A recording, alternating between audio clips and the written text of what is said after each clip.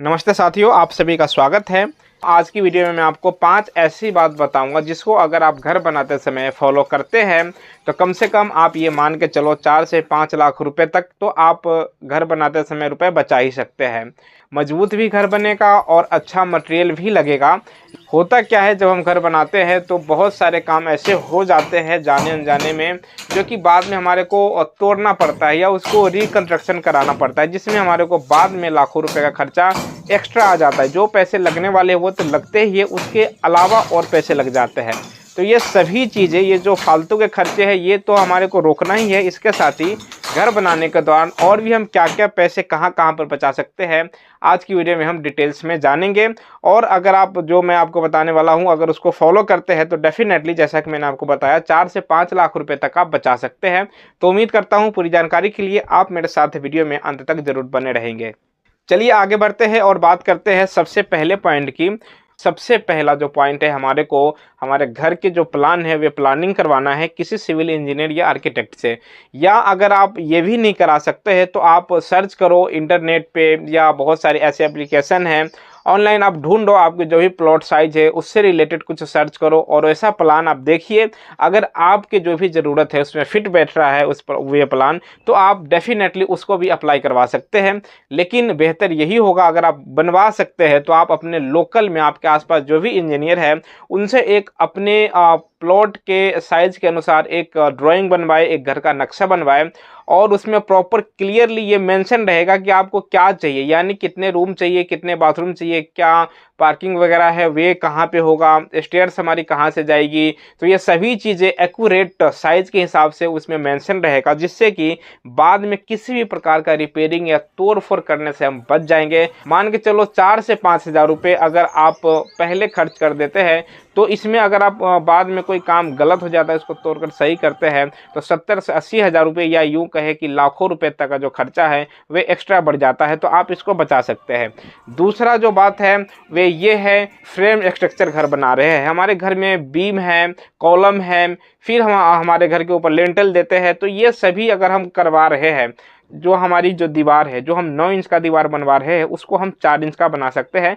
और ऐसा करने से मानो 1000 स्क्वायर फीट का अगर हम घर बना रहे हैं, सीधा सीधा आधे ईंट का जो बचत है वे हो जाता है। इसके साथ ही मोटार लगता है, हमारे लेबर लगता है, मिस्त्री लगता है, ये सभी खर्चा जो है वे ब्रिक वर्क करने में होता है। अगर हम 9 इंच के जगह पे 4 इंच का दीवार करवाते हैं तो हमारे जो आधा खर्चा है वे ब्रिक वर्क में बच जाता है। इसके बाद जो तीसरे नंबर का जो पॉइंट है वे ये है, बहुत से लोग ब्रांड के पीछे भागते हैं। जैसे टाइल्स की अगर मैं बात करूं तो ब्रांड के पीछे नहीं भागना है, ये तो मैं आपको टाइल्स का बात बताया हूं। चाहे प्लम्बिंग के जो सामान लगते हैं उसमें, या हमारे इलेक्ट्रिक के जो वर्क होते हैं जैसे बल्ब वगैरह, वायर है, ये सभी अगर ब्रांडेड के पीछे भागेंगे, या हमारे जो प्लाई बोर्ड आते हैं, ये सभी चीज़ें कुछ लोग क्या करते हैं, ब्रांड के पीछे जाते हैं। तो अगर आप नॉन ब्रांड का भी लेते हैं तो क्वालिटी में कोई भी कॉम्प्रोमाइज़ नहीं होता है, इतना ज़्यादा फर्क नहीं पड़ता है। लेकिन नॉन ब्रांड में भी अच्छे रेट में अच्छे क्वालिटी का जो मटेरियल है वे मिल जाता है। तो आप टाइल्स वगैरह ग्रेनाइट या मार्बल लगाते हैं तो आप कोशिश करें नॉन ब्रांड में अच्छे क्वालिटी का जो मटेरियल है उसे लगाने की। ऐसा करने से भी आप लगभग आपके 1000 स्क्वायर फीट के घर अगर आप बना रहे हैं तो ये सभी चीज़ें, जैसे टाइल्स, मार्बल हो गया, या हमारे प्लाई बोर्ड हो गया, प्लम्बिंग का है, या हमारे वायर वगैरह अगर हम खरीदते हैं, स्विच सॉकेट है, ये सभी चीज़ें, मैं ये नहीं कह रहा हूँ कि पुअर क्वालिटी का या लो क्वालिटी का खरीदना है, अच्छे क्वालिटी का लेकिन नॉन ब्रांड खरीदना है। तो इससे क्या होगा, अगर ये सभी चीज़ें अप्लाई करते हैं तो इसमें भी हम लाखों रुपए तक का बचत कर सकते हैं। इसके बाद जो चौथा पॉइंट है वे भी ब्रांड से ही रिलेटेड है। जो हमारे घर में सरिया लगता है, यानी जो हम स्टील यूज करते हैं, तो इसमें भी काफ़ी अच्छे और बड़े बड़े नाम है, लेकिन उसके जो क्वालिटी है अच्छे होते हैं, लेकिन वे नॉन ब्रांड वाले से महंगा भी होता है। जैसे सरिया की बात करें तो बहुत सारे कंपनी हैं और आप रेट देखेंगे तो उसमें बहुत डिफरेंट मिलेगा। अगर मैं किलो पे बात बताऊं तो 10 से 15 रुपए का पर किलो के हिसाब से आपको डिफरेंट मिलेगा ब्रांडेड और नॉन ब्रांडेड में। तो अगर 1, 2 या 3 या 4 मंजिल तक घर बना रहे हैं तो कोई ज़रूरी नहीं है महंगा सरिया लेने का, या बहुत ही ज़्यादा जो ब्रांडेड है वे कंपनी का सरिया लेने का।